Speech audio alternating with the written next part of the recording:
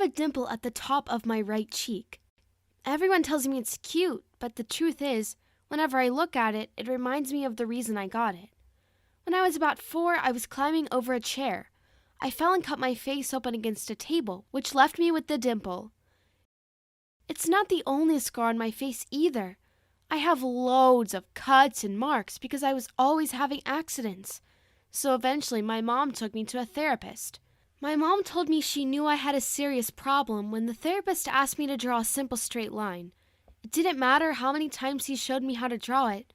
I couldn't copy him. That's when I was diagnosed with dyspraxia. It's sometimes called clumsy child syndrome. So that's why I was falling over all the time. Dyspraxia means I have problems with muscle control, affecting my movement and coordination.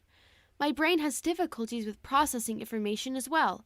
Facts go in, but they fall straight out again, so I can't remember things. I used to get in trouble at school because teachers would explain something to me, but 5 minutes later, I'd forget what they just said. Everyone thought I was being the class clown when I said I couldn't remember, but I was telling the truth. After a while, it wasn't so funny. I struggled to learn how to read. It wasn't until I was 10 that those little squiggles on the page began to make sense, but by then, I'd gone from being the class clown to the stupid kid. I got teased all the time. People called me names. Nobody wanted to be friends with me.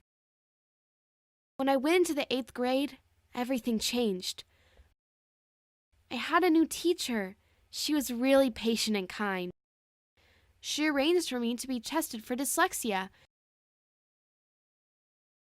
And I discovered I wasn't just dyslexic.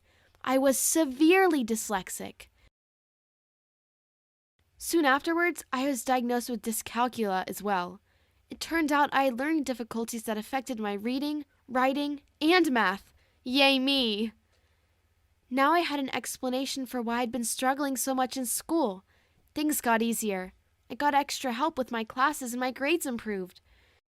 Some people still teased me, but when I told them about my diagnosis, most kids were understanding. I even made a few good friends, and we used to hang out together during lunch, talking about comics and movies. There are good things about having learning disabilities. Although I struggle with academic subjects, I'm really creative. It's like my mind's bursting with ideas all the time, and I have to express them with art.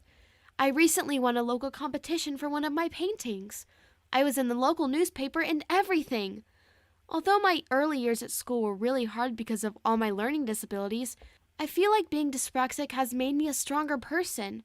I have good friends who love me for my strange little habits and understand that when I forget their name, it isn't personal. My brain just can't remember information very well.